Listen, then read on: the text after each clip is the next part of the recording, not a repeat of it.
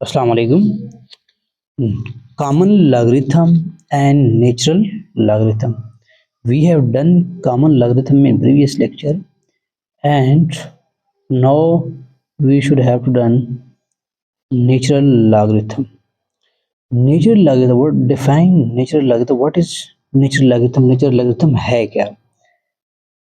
If y is equal to if e power y is equal to x और positive values of x की positive values के लिए, क्योंकि logarithm में हम नेगेटिव वैल्यू का लॉग नहीं निकल सकता है, then y is called natural log of x। अगर e पावर y यानी e exponent y is equal to x है x की पॉजिटिव वैल्यूज के लिए, तो y को हम क्या कहते हैं? y को कहते हैं ये नेचुरल लॉग ऑफ x का नेचुरल लॉग है। अब नेचुरल लॉग और कॉमन लॉग में जस्ट फर्क क्या है? नेचुरल लॉग को का जो बेस होता है वो 10 होता है और कॉमन लॉग का जो बेस है वो e होता है। जस्ट यही फर्क है और कोई डिफरेंस नहीं है। अब e exponential y is equal to x है, जैसे पहले हमने क्वेश्चन किया था जो a power x is equal to y था। अब यहाँ पे क्या है, जो नेचुरल लॉगरिथम कॉमन लॉगरिथम का डेफिनेशन था। अब इसको अगर ये एक्सपोनेंट फॉर्म में एक्सपोनेंशियल फॉर्म में इसको हम कन्वर्ट करते हैं लॉगरिथम फॉर्म में, तो लॉगरिथम फॉर्म का जो फार्मूला हम प्रीवियस फार्मूला हम सीख चुके हैं। तो ये जो आपके पास e है ये अपनी जगह पे रहेगा, x इसके पावर में इट मीन आ जाएगा और y दूसरी साइड पे x की जगह पे शिफ्ट हो जाता है। तो हमने जस्ट क्या लिखना है, y को यहाँ पे लिखा है log लगाया है और x लिखा है, इसका बेस क्या है e लिखो नहीं लिखो उसकी लिखने की जरूरत नहीं है। इसमें हम जानते हैं कि जो कॉमन नेचुरल लॉगरिथम है उसका बेस क्या होता है, e होता है।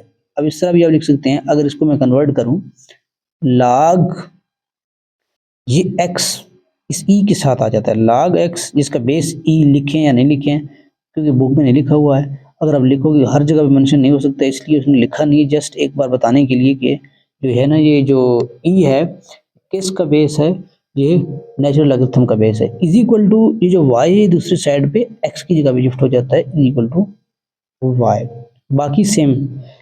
अब कॉमन लॉगरिथम जिसका बेस क्या होता है 10 होता है, नेचुरल लॉगरिथम जिसका बेस क्या है 2.7 इसकी वैल्यू ये है। लॉग कुछ एमसीक्यूज के लिए कुछ क्वेश्चन है, इसका लॉग 1 है और चाहे नेचुरल लॉगरिथम कॉमन लॉगरिथम 1 है या नेचुरल लॉगरिथम 1 है, दोनों का जो है ना आंसर क्या आता है, सेम आता है, 0 के इक्वल होता है। और log 10 क्या होगा, 1 के इक्वल है, log e भी 1 के इक्वल है। अब log e power x is equal to किसके इक्वल है, x के इक्वल है, यानी कि इट मीन क्या है, log e और 10 दोनों क्या हो रहे हैं, इक्वल हो रहे हैं। अब ये है log e exponent x is equal to x, ये कैसे x आ रहा है, ये log और एक्सपोनेंट एक दूसरे को कैंसिल आउट करते हैं, तो इज इक्वल टू क्या बच जाता है, x बच जाता है, तो हम इज इक्वल टू x ही लिखते हैं। ये हमेशा log और एक्सपोनेंट एक दूसरे को क्या करते हैं, कैंसिल करते हैं। अगर इस तरह है log इसका एक्सपोनेंट 2x है तो log और एक्सपोनेंट कैंसिल, ये इज इक्वल टू 2x आ जाएगा। आगे product rule of logarithm, logarithm के कुछ प्रोडक्ट रूल हैं, क्वेश्चन रूल है और पावर रूल है। प्रोडक्ट रूल में क्या है, प्रोडक्ट रूल में ये है, ये फार्मूलेज हैं, इसको फार्मूलाज भी कहते हैं, रूल भी कहते हैं।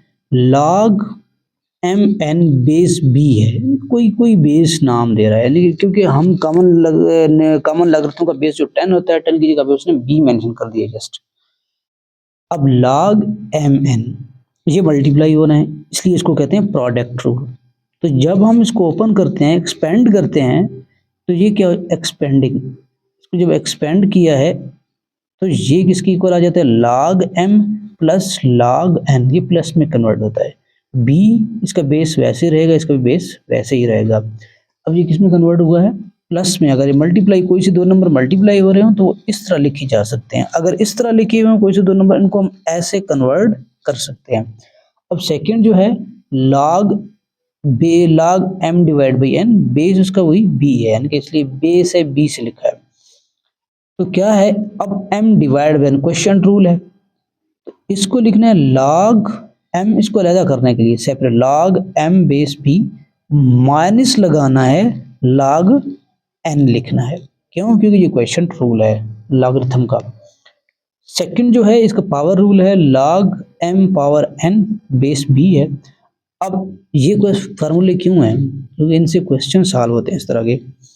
log m power n base b, अब ये जो n है ये शुरू में यहाँ पे आ जाता है, यहाँ शुरू में आ जाता है, यहाँ पे लिखेंगे n, फिर लगाएंगे log m b, बाकी उसी तरह लिखना है। ये चंद एक रूल्स थे। अब अगर आपके पास एक दो और रूल्स हैं, सिंपल से हैं।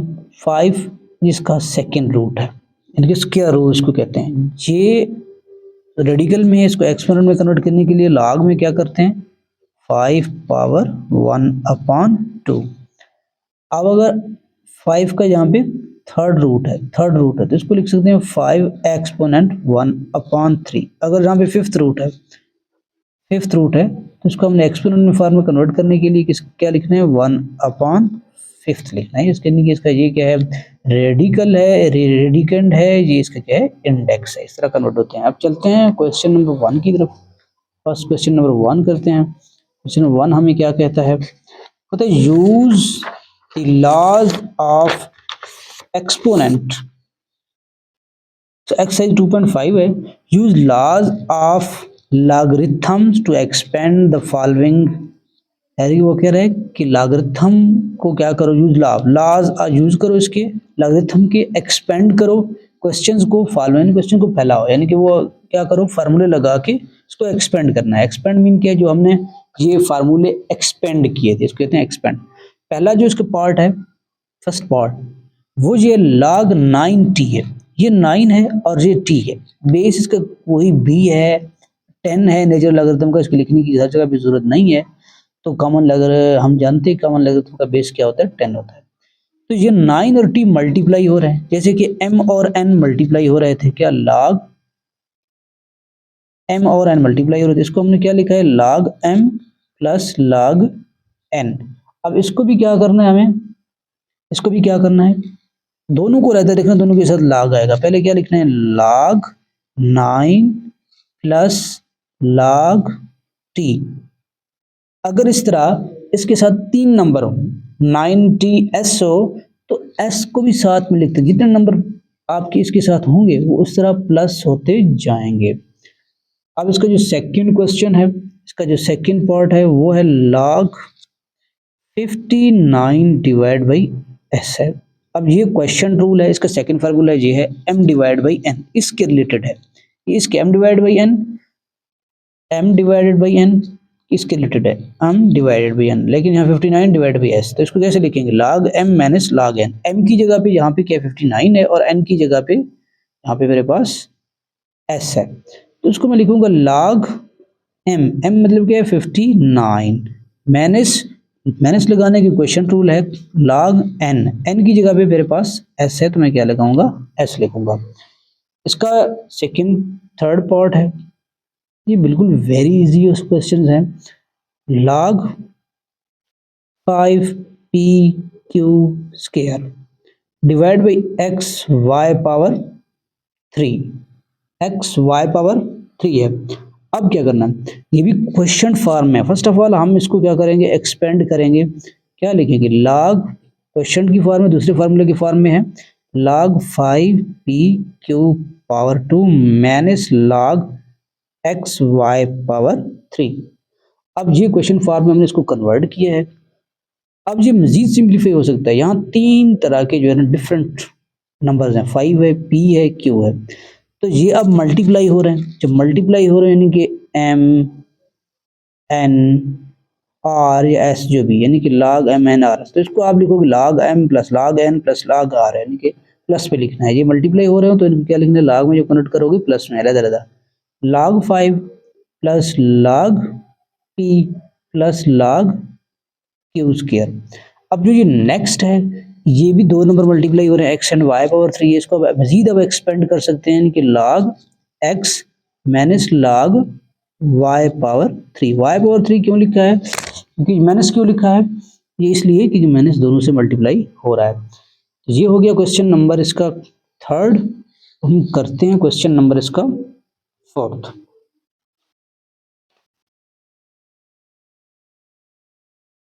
इसका जो फोर्थ पार्ट है बिल्कुल वेरी इजी है।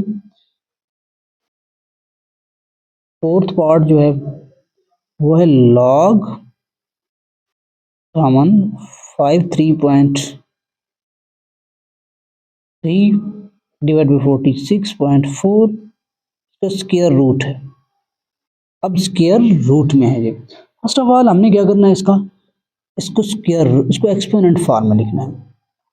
एक्सपोनेंट फॉर्म में लिखने के लिए इसको कैसे लिखेंगे हम, ये जो स्क्वायर रूट है इसको क्या करेंगे, log 53.3 डिवाइड बाई 46.4 इसका स्क्वायर रूट खत्म करेंगे तो पावर में क्या लगेगा 1/2 क्योंकि स्क्वायर रूट है।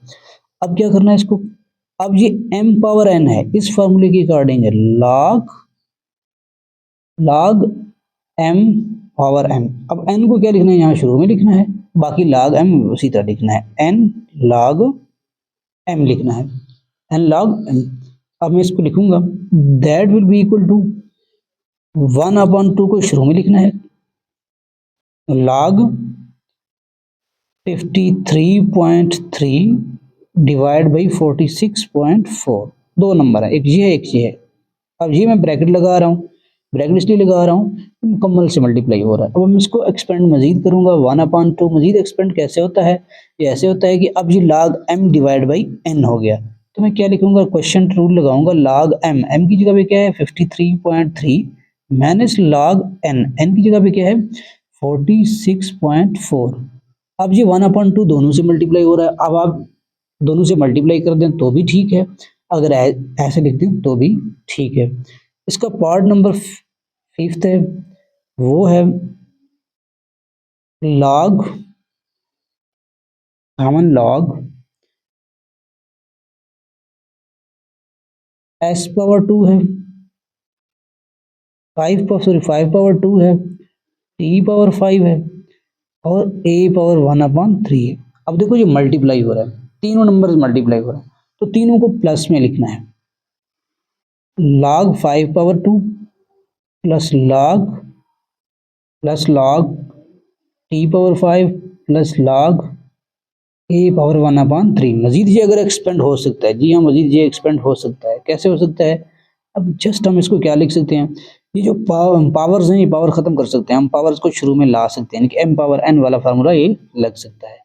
तो 2 log 5 भी इसको लिख सकते हो, log 25 भी इसको लिख सकते हो 5 और plus 5 log t plus 1/3 log a, इससे मजीद ये एक्सपेंड नहीं हो सकता है।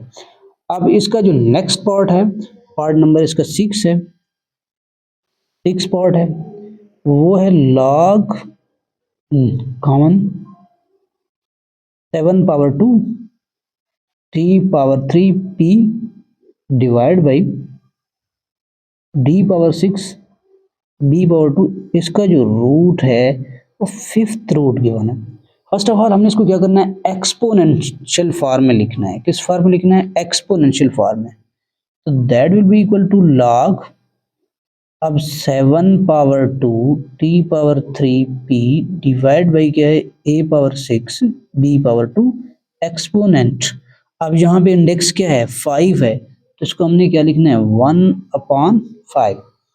अब इसको पावर रूल लगाना है, इसको शुरू में लिखना है किसको 1/5 को, that will be equal to 1/5 log 7 power 2 t power 3 p divide by d power 6 b power 2, ये a नहीं है ये d है सॉरी, तो इसको हम लिख सकते हैं। अब हम क्या लगाएंगे, question rule m divide by n, तो 1/5 तो बाहर है, इसको लिखना है।